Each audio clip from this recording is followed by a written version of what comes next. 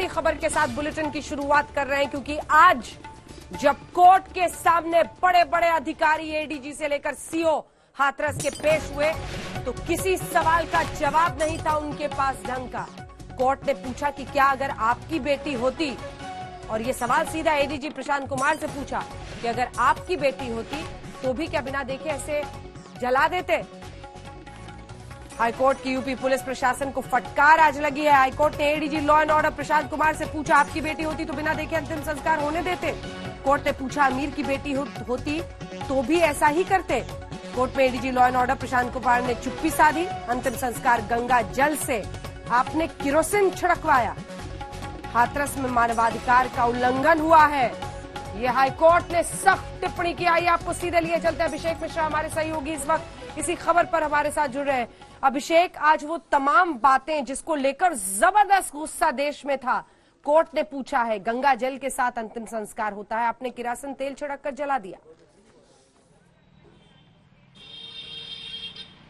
बिल्कुल अंजना, इस बात में कोई दो राय नहीं है कि आज जब कोर्ट में पेशी हुई और जब पीड़ित परिवार की ने अपनी आप बीती उन्हें सुनाई, उन्होंने उन सारी बातों का जिक्र किया जो लगातार हम भी सवाल उठा रहे हैं और पीड़ित पक्ष लगातार मीडिया के सामने बार बार कहता रहा कि क्यों हमें नहीं अंतिम दर्शन करने दिए गए, क्यों उस हमारी बेटी को आधी रात के साय में जला दिया जाता है और हमें बताया तक नहीं जाता। डीएम साहब पहुंच जाते हैं, फटकार लगाते हैं, कोरोना के कारण अगर मौत होती तो तुम्हें नहीं मिलता मुआवजा, जो मिल गया उसमें खुश रहो। तमाम तरह की बातें हुई और परिवार ने बार बार इस बात को सामने रखा। इस पूरी बात को हाईकोर्ट ने संज्ञान में लिया है, पूरे स्टेटमेंट को रिकॉर्ड किया गया एक के बाद एक, और लगातार क्रॉस क्वेश्चनिंग भी यहां पर की गई एडीजी लॉ एंड ऑर्डर से, उसके साथ साथ डीएम हाथरस के साथ में कि क्यों इस तरीके से ह्यूमन राइट का वायलेशन किया गया। यहां तक भी उन्होंने कह दिया कि क्या अगर आपकी बेटी होती तो क्या आप भी इस तरीके से उसका अंतिम संस्कार होने देते, और तमाम तरह की चीजों को सामने रखा है अंजना इस पूरे हियरिंग के दौरान। और एक और महत्वपूर्ण बात यह थी कि जो परिवार का पक्ष था उसने तीन बातें सामने रखी थी। पहली कि हमें सुरक्षा मुहैया कराई जाए, दूसरी इसका ट्रायल दिल्ली या मुंबई में कराया जाए, और तीसरी कि इसकी प्राइवेसी को यानी इसको मेंटेन किया जाए। तो इन तीनों को उन्होंने मान लिया है। हालांकि अभी केस की इन्वेस्टिगेशन चल रही है तो इसे ट्रांसफर नहीं किया जा सकता, लेकिन आगे इस पे विचार जरूर होगा। तो कहीं ना कहीं बात साफ है कि इस मामले में उत्तर प्रदेश सरकार और एडमिनिस्ट्रेशन की तरफ से जो भी लचर रवैया था वो पूरा का पूरा सामने आया और पीड़ित परिवार ने बुलंदी के साथ बड़ी निर्भीकता से सारी बातें जज के सामने रखी है। कोर्ट ने एक ही बात जो कही है, अगर उस पर सब सोच विचार कर ले तो तभी तस्वीर बदलेगी, और वो ये कि अगर आपकी बेटी होती तो कैसा करते। ये वो संवेदनहीनता है जो इस देश के लिए सबसे बड़ी चुनौती बना हुआ है। आइए आपको अपनी ये रिपोर्ट दिखाते हैं, क्योंकि हाईकोर्ट ने खुद ही इसका संज्ञान लिया, जिसके बाद आज पीड़ित परिवार की तरफ से 5 लोग सुबह सुबह 5 बजे निकले, कोर्ट के सामने जाकर अपनी बात रखी, और वहां पर प्रशासन, पुलिस वाले जवाब नहीं दे पा रहे थे कोर्ट की बातों का।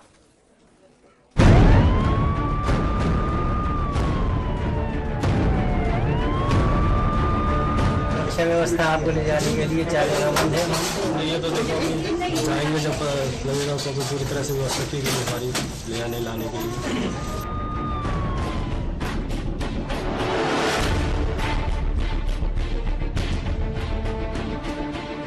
और ये भी क्वेश्चन आए, कोर्ट का कहना कि अगर इस पीड़ित परिवार की, गरीब परिवार की जगह क्या कोई बहुत ही रिच पर्सन होता तो इस तरीके से क्या आप जला देते।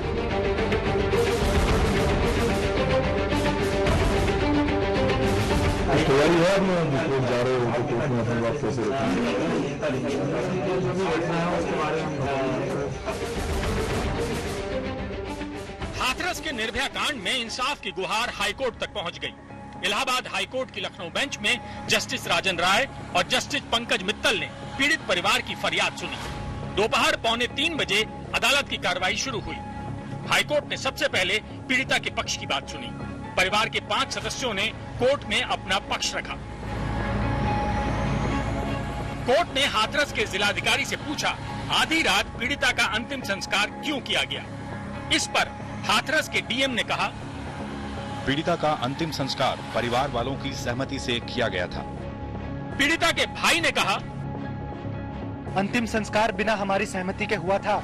पुलिस ने हमें परेशान किया, हमें पुलिस की जांच पर भरोसा नहीं है। इस पर जिलाधिकारी ने कहा, अगर शव का अंतिम संस्कार नहीं किया जाता तो कानून व्यवस्था की हालत खराब हो सकती थी।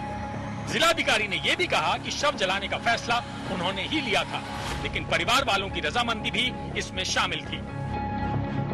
परिवार ने सीधे सीधे आरोप लगाया है कि उन्हें उनके बेटी का शव नहीं देखने दिया गया, जबरन उसे जलाया गया। जबकि डीएम से जब पूछा गया तो डीएम ने यह कहा कि उस दिन परिवार से सहमति ली गई थी और नीचे के अधिकारियों ने जो उन्हें बताया था उसके बाद ही इस शव को जलाया गया। हालांकि सबसे बड़ा सवाल यह रहा कि प्रशासन ने कहा कि अगर उसे नहीं जलाया गया होता तो लॉ एंड ऑर्डर बड़ा एक मुद्दा बन सकता था, लेकिन परिवार ने इस मुद्दे पर टोका और ये कहा कि जब भारी तादाद में पुलिस बल मौजूद था तो लॉ एंड ऑर्डर की समस्या कैसे होती। अब तमाम बातों के जवाब 2 नवंबर को मिलेंगे। हाईकोर्ट की सुनवाई 45 मिनट तक चलनी थी, लेकिन ये करीब 1.5 घंटे तक चली। पीड़िता के परिजनों ने आगे जांच में फंसाए जाने की आशंका जताई, साथ ही पुलिस और डीएम पर भी आरोप लगाए। हाईकोर्ट ने इससे पहले इस मामले में अपर मुख्य सचिव गृह Avanish Awasthi, DGP Hitesh Chandra Awasthi, ADG law and order Prashant Kumar के अलावा हाथरस के डीएम प्रवीण कुमार और एसपी रहे विक्रांत वीर को तलब किया था। हाईकोर्ट ने हाथरस कांड में पुलिस की कार्रवाई पर नाराजगी जताई, साथ ही इस मामले की अगली सुनवाई के लिए 2 नवंबर की तारीख दे दी। 2 नवंबर को पीड़िता के परिजनों के आरोपों पर बहस होगी।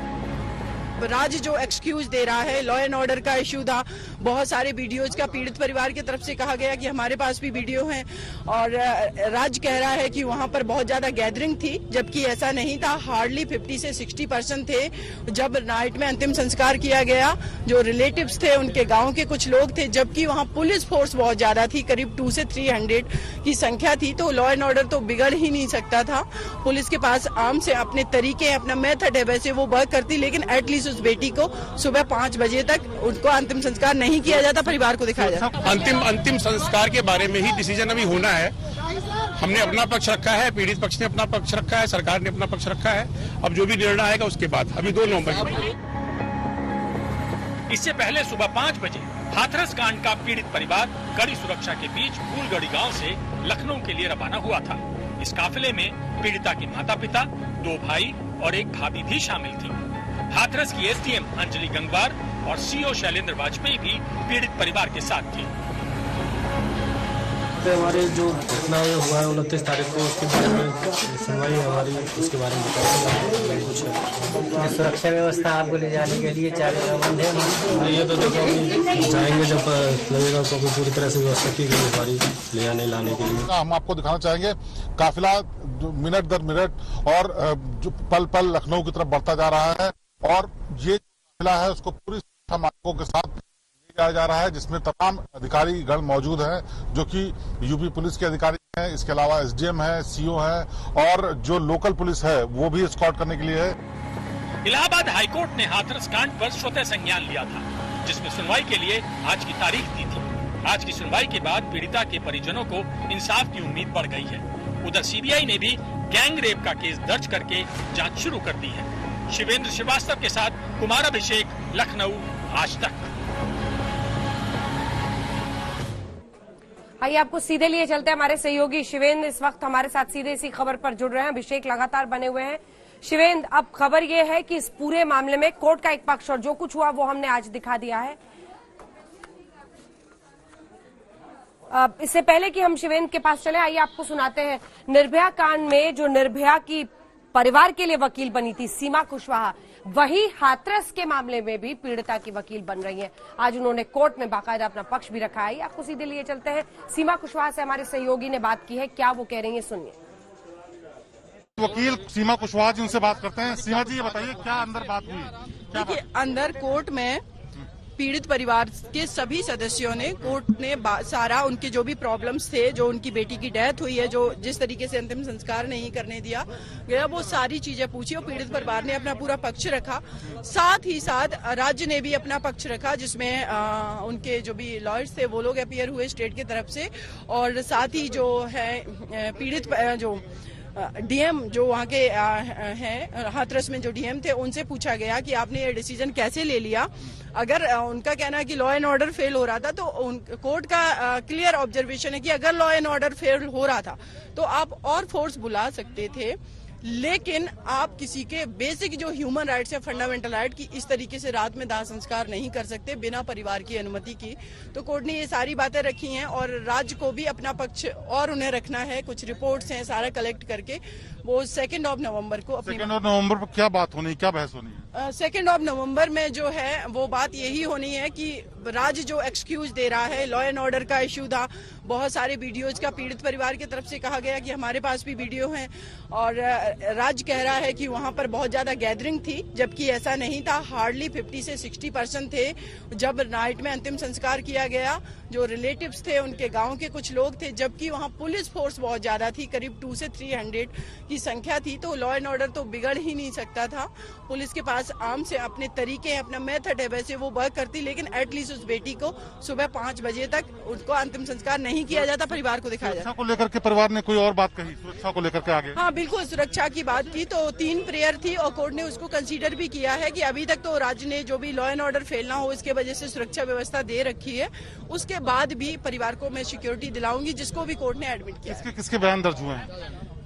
उनके परिवार के सभी सदस्यों के बयान।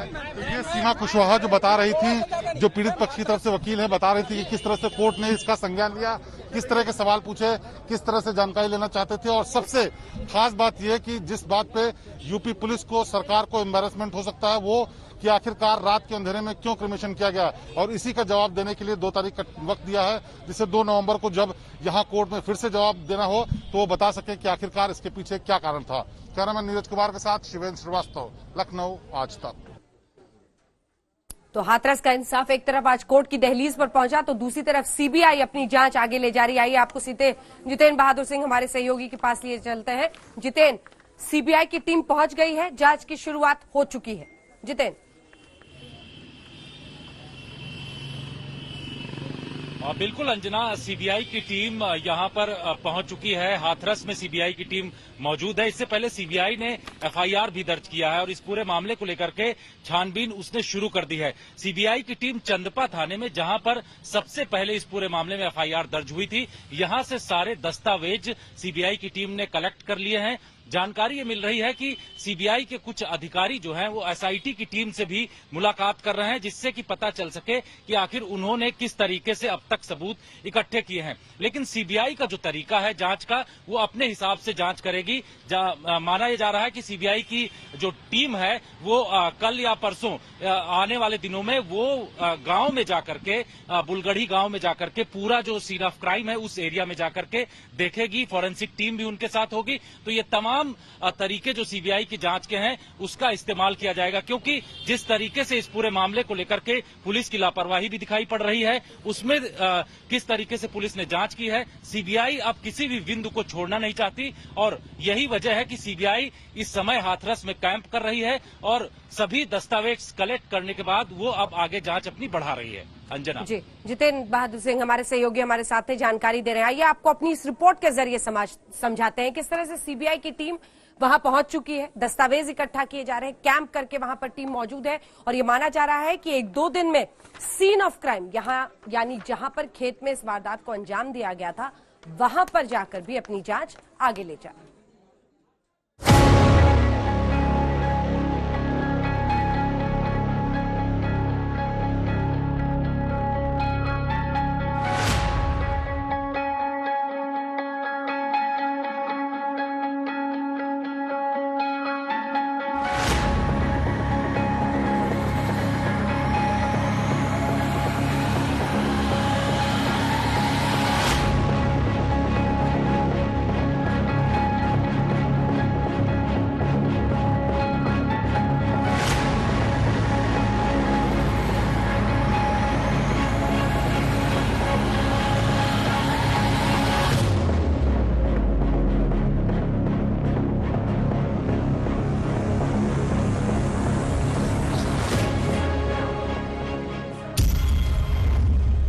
हाथरस कांड की सीबीआई जांच शुरू।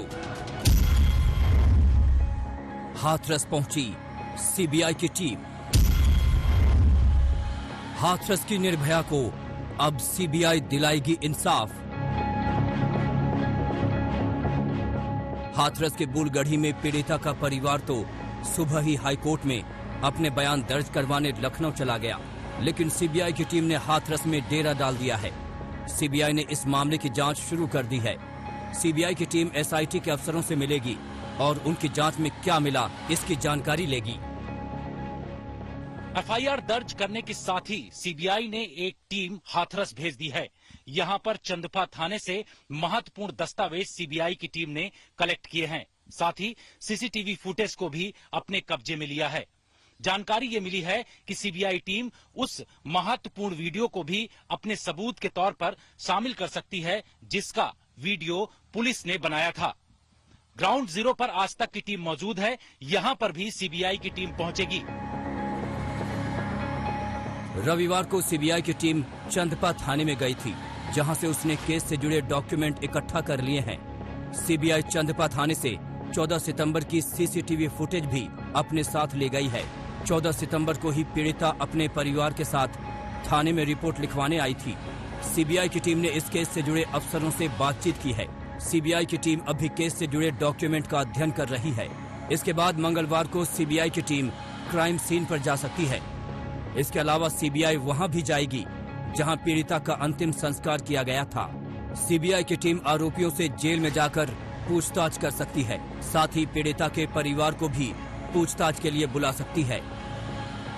हाथरस की घटना में जो योगी सरकार सबूत मिटा सकती थी उसने पूरी कोशिश कर ली है। गुमराह भी किया है, देश को भी गुमराह किया, मीडिया को भी गुमराह किया। लगातार खुद माननीय योगी जी ने बयान बदले हैं, लेकिन सीबीआई पर भरोसा है कि वो एक बार एफआईआर करके जब पुनः जांच शुरू करेंगे तो दोषी सामने जरूर आएंगे। सीबीआई हाथरस कांड में किन किन सबूतों, गवाहों और बयानात पर केस की जांच आगे बढ़ा सकती है, हम आपको बताते हैं। हाथरस कांड में सबसे बड़ी जांच का विषय आधी रात में बिटिया का अंतिम संस्कार है, जिसका वीडियो देश देख चुका है। आरोपी संदीप ठाकुर और पीड़िता के भाई को फोन नंबर से हुई बातचीत की कॉल डिटेल्स सामने आई है। ये कॉल डिटेल्स अक्टूबर 2019 से लेकर मार्च 2020 के हैं।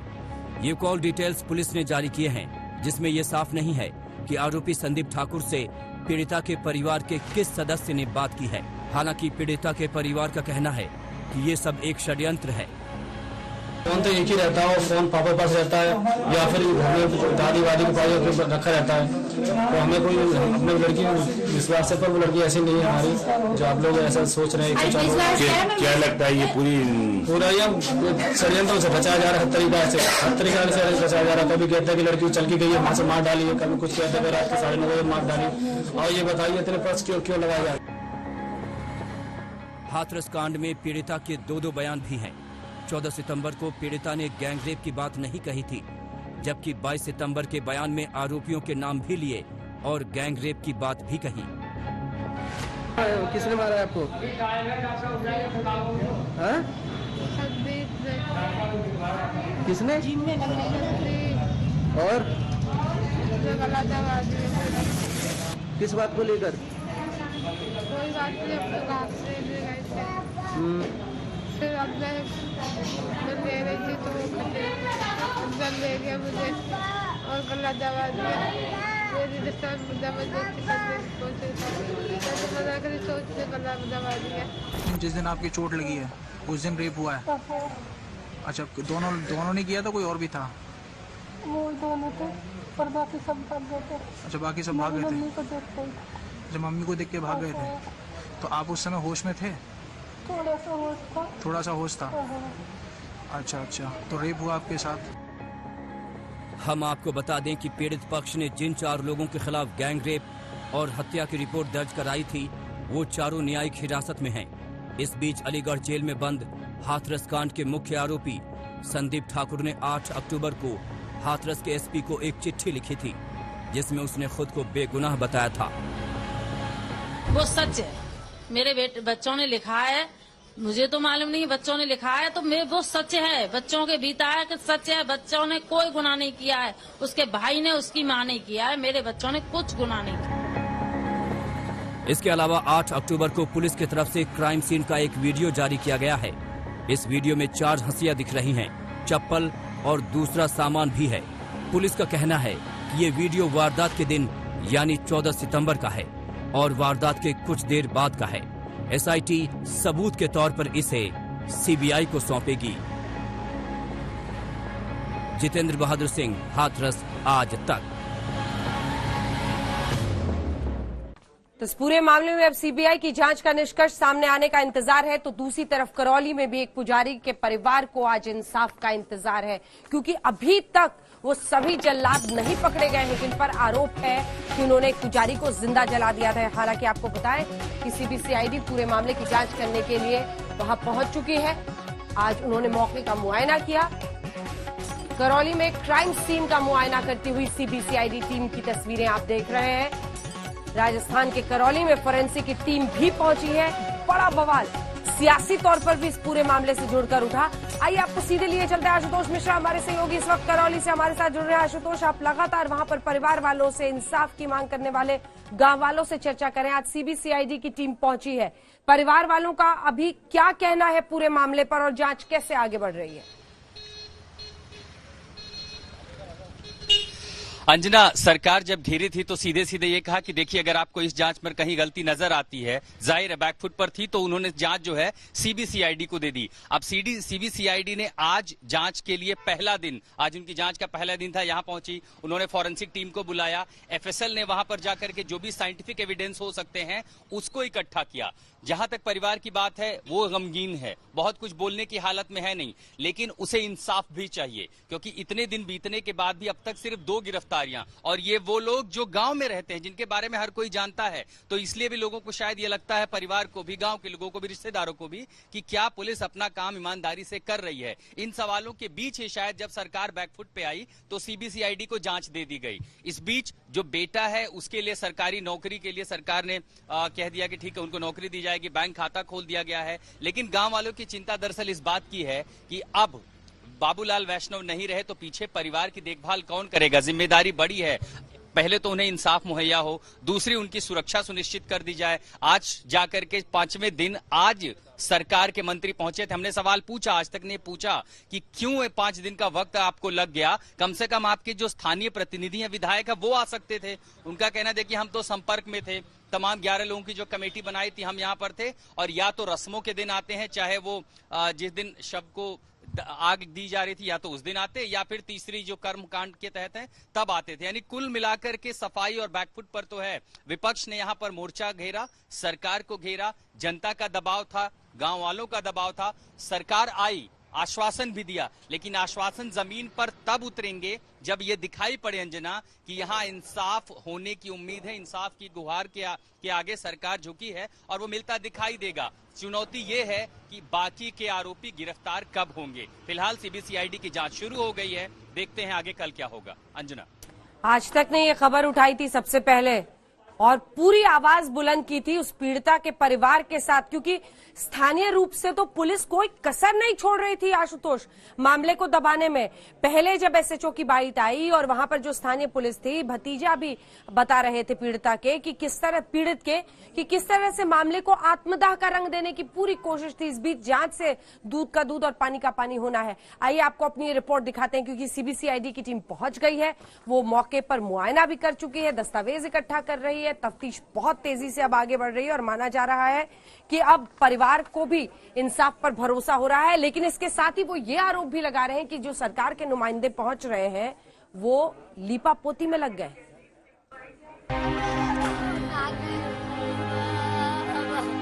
बहुत बुरा फिर संता देने का बहुत बुरा फिर। ऐसी राजस्थान में कभी नहीं हुई, लेकिन बिल्कुल भी सरकार ध्यान नहीं दे रही है। कहां है पुजारी को जिंदा जलाने वाले जल्लाद? आखिर कब गिरफ्तार होंगे पुजारी के कातिल? 5 दिन बाद भी कातिलों को क्यों नहीं पकड़ पाई पुलिस?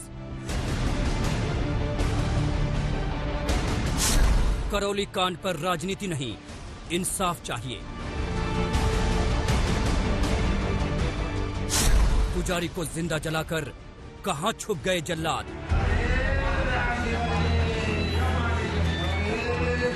पूरे 5 दिन हो गए हैं, लेकिन राजस्थान के करौली में पुजारी को जिंदा जलाने वाले जल्लाद पुलिस की पहुंच से दूर हैं। कहते हैं कानून के हाथ लंबे होते हैं। लगता है राजस्थान पुलिस कानून के हाथ जेब में डालकर घूम रही है। इंसाफ के इंतजार में पुजारी के परिवार की आंखें पथरा गई हैं। इंसाफ कैसे और कब मिलेगा ये तो पता नहीं, लेकिन सबूतों को खंगालने के लिए सीबीसीआईडी और फॉरेंसिक टीम करौली पहुंच चुकी है और क्राइम सीन का चप्पा चप्पा छान रही है। जो घटना हुई थी पुजारी की हत्या के बाद जांच जो है सीबीसीआईडी को दे दी गई है और सीबीसीआईडी के अधिकारी आज सीधे इस गांव में पहुंचे हैं, मुगना गांव में। और ये देखिए पहली तस्वीर, जयपुर से अधिकारी सीधा यहां पर पहुंचे हैं मुआयना करने। दरअसल अभी जहां पर वो खड़े हैं, जो जगह आप देख रहे हैं तस्वीरों में, ये वो जगह है जहां पर पुजारी बाबूलाल वैष्णव की हत्या की गई थी, जहां उन्हें जलाकर मार दिया गया था। यहीं पर वो जगह थी, यहीं पर वो झोपड़ी भी थी और सीबीसीआईडी के जो बड़े अधिकारी हैं वो यहाँ पर मुआयना ले रहे हैं। उसमें तमाम सारे बड़े अधिकारी हैं। हालांकि इस पॉइंट के आगे जाने की अनुमति हमें नहीं है, लेकिन पहली तस्वीर आज तक के इस कैमरे पर, जहां पर तमाम सारे अधिकारी आज मुआयना करने पहुंचे हैं, क्योंकि घटनास्थल के जायजा के बाद परिवार के जो लोग हैं उनसे उनका बयान भी लिया जाएगा, उनका बयान दर्ज किया जाएगा। अब तक आपको बताएं कि सिर्फ 2 गिरफ्तारी हुई है और 4 जो आरोपी हैं वो अभी भी फरार हैं। करौली के पुजारी हत्याकांड की जांच करने सीबीसीआईडी पहुंची तो पीछे पीछे फॉरेंसिक टीम भी क्राइम सीन पर सबूतों को जुटाने के लिए पहुंच गई। और सीबीसीआईडी की जांच जैसे ही करौली घटना में शुरू हुई है, फॉरेंसिक लैब को भी बुलाया गया है। ये आप देख पा रहे हैं एफएसएल के कर्मचारी हैं जो तमाम किट के साथ आगे बढ़ रहे हैं, क्योंकि आप आगे देख पा रहे हैं सीबीसीआईडी की टीम है ठीक मेरे पीछे, वहां जहां जांच चल रही है। बाबूलाल को वहीं पर जलाया गया था और अब फॉरेंसिक लैब को बुलाया गया है, क्योंकि इसमें साइंटिफिक एविडेंस बहुत महत्वपूर्ण होते हैं। मैं चाहूंगा मेरे कैमरामैन शकील अहमद आगे आए। ये जो फॉरेंसिक टीम है ये आगे जा रही है। जो फॉरेंसिक एविडेंस हैं वो बहुत महत्वपूर्ण होते हैं, तो वो जांच में बहुत काम आएगी।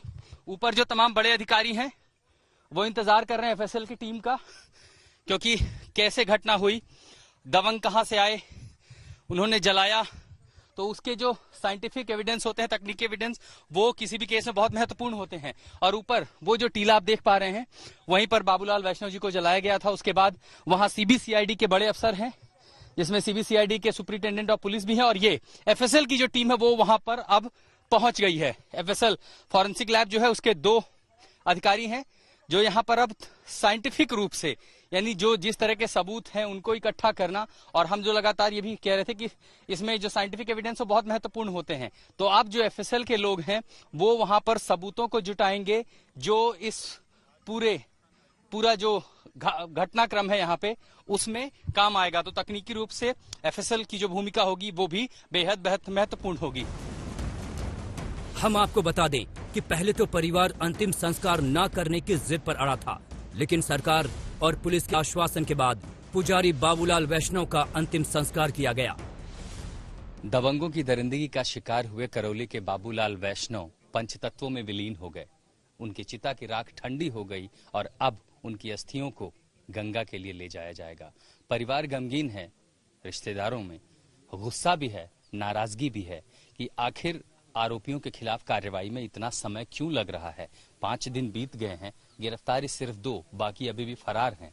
एक पुजारी जिसकी किसी से दुश्मनी नहीं, सबके साथ मिलजुल के रहना, लेकिन जमीन के लिए इस तरह से उनको शिकार बनाया गया। और अब सवाल कई खड़े हो गए कि आखिर परिवार जिनको वो पीछे छोड़ गए हैं उनकी देखरेख कौन करेगा। पूरे 5 दिन बाद राजस्थान के मुख्यमंत्री अशोक गहलोत की टीम आज पुजारी के परिवार से मिलने पहुंची और पीड़ित परिवार को 10 लाख रुपए का चेक भी सौंपा। परिवार से संपर्क में हम बराबर रहे हैं जब से घटना हुई है, और उसके बाद में वहाँ हॉस्पिटल में भी हमारा संपर्क रहा है, और उसके बाद में जब हमारा आने का था तो यहाँ पर जो लोग लाशों पर राजनीति करते हैं, जो यहाँ धरना देने आ गए हैं, तो उस दिन हम आ नहीं सके। करौली कांड को हाथरस कांड से जोड़कर सियासत की रोटियां सेंकी जा रही है और कांग्रेस सफाई पेश कर रही है। हाथरस जैसे किसी मामले की तुलना मत कीजिए। वहाँ सरकार का यहाँ पे पीड़ित व्यक्ति के साथ सरकार खड़ी है, वहाँ पीड़ित व्यक्ति के साथ सरकार खिलाफ थी। आप 10 लाख पे आ गए। किसने का 50 लाख का वादा किया था? आपके डीसीपी की बाइट है हमारे पास। क्या है? आप डीसीपी नहीं, आप डीसीपी से पूछिए। डीसीपी की बाइट ये होगी कि भाई हाँ, जो आपने मांग रखी है उसको सरकार तक पहुंचाएंगे। क्या मुआवजा बढ़ाया जा सकता? आज तक मिला राजस्थान में किसी को 50 लाख का मुआवजा? क्या मुआवजा बढ़ाया जा सकता? नहीं, आप मुझे बताइए। नहीं, आज तक किसी को आज तक जिंदा भी नहीं जलाया गया। नहीं, मैं कह रहा हूँ किसी भी घटना में इससे भी लोमहर्षक घटनाएं हुई होंगी। आप ये बताइए 50 लाख का आज तक किसी को मुआवजा मिला? आपने पूछा क्यों नहीं? और हम तो फिर भी कह रहे हैं, चाहे मिश्रा जी हो चाहे कोई हो, अगर वो पर्याप्त तो कुछ नहीं होता, जाने वाले की कोई कीमत नहीं होती। हाँ, नहीं, आप पूछ रहे हैं, आपको खुद मालूम है सवाल का जवाब है। लेकिन पीड़ित परिवार सवाल कर रहा है, मुआवजा तो ठीक है, अब तक आरोपी क्यों नहीं पकड़े गए? आप लोग किस तरह के इंसाफ चाहते हैं कि सरकार ये सुनिश्चित करे जिससे आपको भरोसा हो कि इंसाफ मिलेगा? देखो, काफी बातें हैं जो सब जान चुके हैं पब्लिक, कोई बात छिपी हुई नहीं है। लेकिन मेन बात यही है कि जो हमारे बच्चा है बाबूलाल जी का, उसको सरकारी नौकरी जरूर मिलनी चाहिए। वो परिवार का आधार स्तंभ वही है। उसके 6 बहनें हैं, वो खुद मंदबुद्धि है, बीमार रहता है। उसकी एक बहन है, वो काफी समय से बीमार है, उसकी मम्मी बीमार है। पूरी तरह परिवार कुपोषण से ग्रसित है। जो आपने झेला उसकी भरपाई कोई नहीं कर सकता। लेकिन फिर भी हम ये समझना चाहते हैं, जो आरोपी परिवार है, पहले भी आते थे, बात होती थी, धमकाते थे?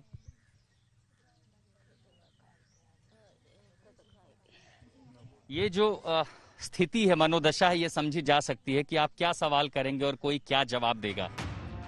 पुजारी हत्याकांड के अभी तक 2 आरोपी पकड़े गए हैं, जबकि 4 अभी भी फरार हैं। पुजारी बाबूलाल वैष्णव को जिंदा जलाए जाने पर साधु संतों में आक्रोश है। आशुतोष मिश्रा, करौली, आज तक। करौली कांड अभी ठंडी भी नहीं हुई है तो दूसरी तरफ राजस्थान के चूरू में अब बवाल मच गया है। जी हां, सियासत सुलग रही है पूरे मामले पर, जहां एक गर्भवती महिला की मौत हो चुकी है। परिवार इतने गुस्से में है, पूरे गांव में जबरदस्त गुस्सा है। डीप फ्रीजर में इस महिला का शव रखकर इंसाफ की मांग कर रहा है परिवार और कह रहा है अंतिम संस्कार नहीं करेंगे जब तक न्याय नहीं होता।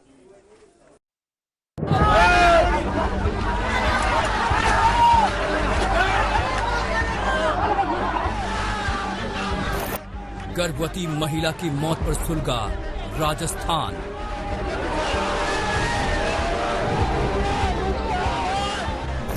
चूरू में पथराव, तोड़फोड़ और धरने पर बैठे लोग। अरे तुम्हारी वो बहन जिसने चुनरी पहनाई थी वो पूछना चाहती थी, हमारे से न्याय की लड़ाई में आप जाके पति को हमारा सहयोग करो। डीप फ्रीजर में गर्भवती महिला का शव रखकर धरना। पूरे गाली जी बात खत्म हो रही थी। मैं डॉक्टर ने बात करी तो वह बोले कि यह बेहोश है, सुई लगा रखे हमें और चले जाओ राजगढ़।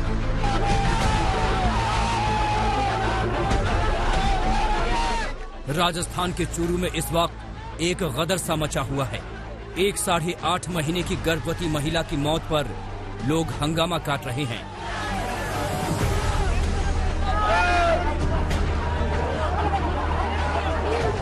धरने पर बैठे हैं और इंसाफ की मांग कर रहे हैं। इससे बड़ा क्या होगा कि यहाँ मतलब ये महिला मरी हुई है, एक बेटे बच्चा था वो भी मरा हुआ है। ये घटना इतनी दुखद घटना है साहब, पूरा गांव में आक्रोश है। आप देख सकते हैं कि कैसे एम्बुलेंस को चकनाचूर कर दिया गया है। गांव वालों ने महिला के शव को डीप फ्रीजर में रख दिया है। 72 घंटे से ज्यादा हो गए हैं, लेकिन गांव वाले महिला का अंतिम संस्कार करने को राजी नहीं हैं। हम आपको बता दें कि चूरू जिले के रामपुरा गांव में शनिवार को एक महिला प्रसव के लिए राजकीय अस्पताल में भर्ती हुई थी, जिसकी गलत इंजेक्शन लगने से मौत हो गई और गांव के लोग आक्रोश में आ गए और शव को लेकर अस्पताल के बाहर ही धरने पर बैठ गए। तो यहाँ पर मैं दिखाना चाहूंगा किस तरह से ये यहाँ पर इस समय धरना चल रहा है अशोक गहलोत सरकार के लिए कि प्रशासनिक अमले पर एक और सवाल बड़ा खड़ा हो गया है करौली के बाद, क्योंकि यहाँ पर महिला की जिस प्रकार से अस्पताल जो यहाँ का चिकित्सा केंद्र है वहां पर ठीक से आरोप है कि केयर नहीं की गई। महिला को बिल्कुल ठीक जो स्थिति में ले जाया गया था, पर वहां पर गांव वालों का आरोप है कि इंजेक्शन इस तरह से दिया गया और उसके बाद आनंद फानन में रेफर कर दिया गया सादुलपुर और उसके बाद चुरू हेडक्वार्टर में। उससे ये लगता है कि गांव वालों के हिसाब से कि जो डॉक्टर है वो कहीं ना कहीं उसकी कोताही थी। और जो एक मुख्य पॉइंट है वो ये है कि जितना भी स्टाफ था उसको ट्रांसफर कर दिया गया है, स्थानांतरित कर दिया गया है, उनको अभी तक निलंबन भी नहीं किया गया है। तो ये एक बड़ा मुद्दा है। आप देख सकते हैं ये वो स्वास्थ्य केंद्र है जहां पर महिला को लाया गया था। इस समय भी महिला का जो पार्थिव शरीर है गर्भवती महिला का वो डीप फ्रीज में रखा गया है। आप देख सकते हैं ये जो वो डीप फ्रीज है जहां पर महिला को उसके पति जो इस चिकित्सक अंदर में लेकर आए थे, पर जो उनका अब पार्थिव शरीर है वो डीप फ्रीज में रखा गया है। गांव वालों का गुस्सा उस वक्त और भड़क उठा जब राजगढ़ विधायक कृष्णा पूनिया मौके पर पहुंची। पुलिस को लाठियां भाजनी पड़ गई, आंसू गैस के गोले भी दागे गए। भीड़ ने एम्बुलेंस को भी तोड़ डाला। पुलिस और पब्लिक के बीच जमकर भिड़ंत हुई जिसमें कई लोग और पुलिस वाले घायल हो गए।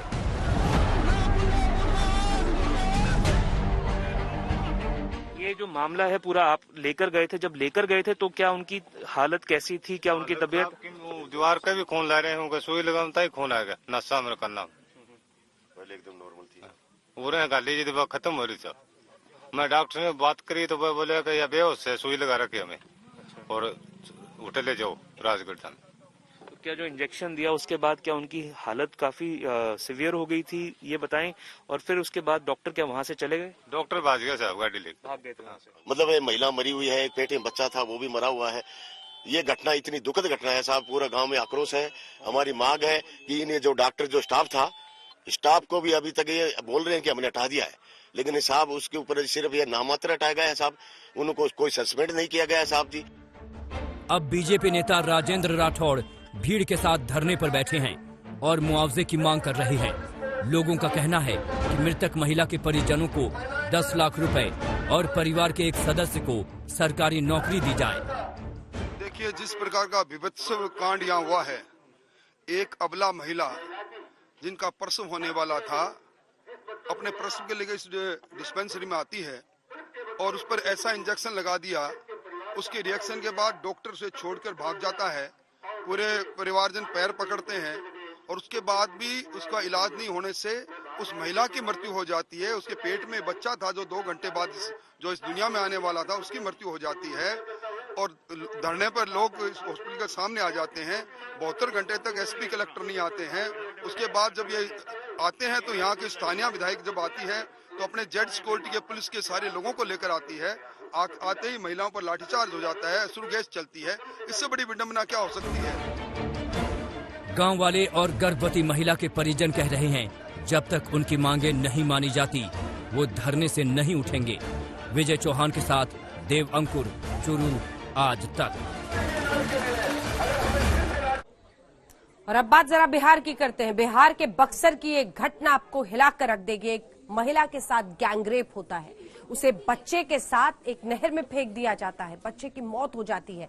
यानी इधर चुनाव की भी तैयारी है, नेता रैली करने में, चुनाव में व्यस्त है, इधर जनता पर कहर टूट रहा है।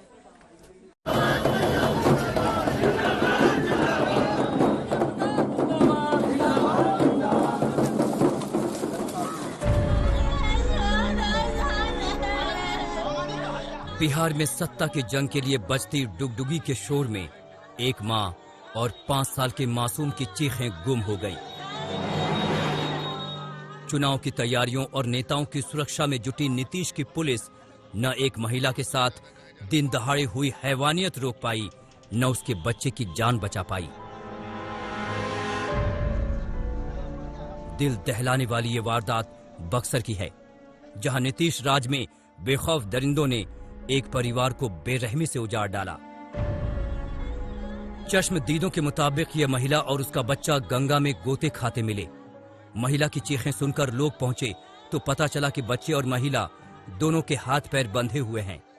महिला तो बदहवास हालत में बाहर निकाल ली गई, लेकिन मासूम तब तक दम तोड़ चुका था। कल 2 बजे के अंदाज में अस्पताल में एक महिला आई थी। वो अभी इलाज में भर्ती की हुई है, लेकिन उसका अभी जांच चल रहा है। उसका रिपोर्ट अभी आने के बाद ही कुछ बताया जा सकता है क्या है। बाकी शारीरिक रूप से स्वस्थ है, लेकिन मानसिक रूप से थोड़ी तकलीफ में है। उसका इलाज चल रहा है, अभी 1-2 दिन अस्पताल में भर्ती रहेगी। महिला ने जो दास्तान सुनाई है वो रोंगटे खड़े करने वाली है। बच्चे के साथ ये महिला बैंक जा रही थी।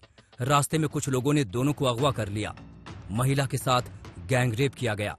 अपराधियों ने महिला और बच्चों के हाथ पैर बांधे और दोनों को नदी में फेंक दिया। बुझी कि आइल बिया तो बीच रास्ता में माने गुंडा चाहे जो भी धल लिहल करा के एक मोबाइल हाथ से छीन लेला, बड़ा सा पैसा ले लिहल।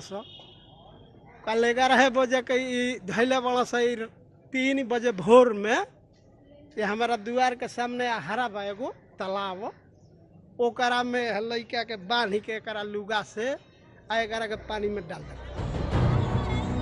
जब ये दरिंदगी अंजाम दी जा रही थी तब पुलिस कहाँ थी? अपराधियों को पुलिस का खौफ क्यों नहीं था? दिन दहाड़े अगवा करने, गैंगरेप करने और फिर बांधकर नदी में फेंक देने की खबर वक्त रहते पुलिस तक क्यों नहीं पहुंची?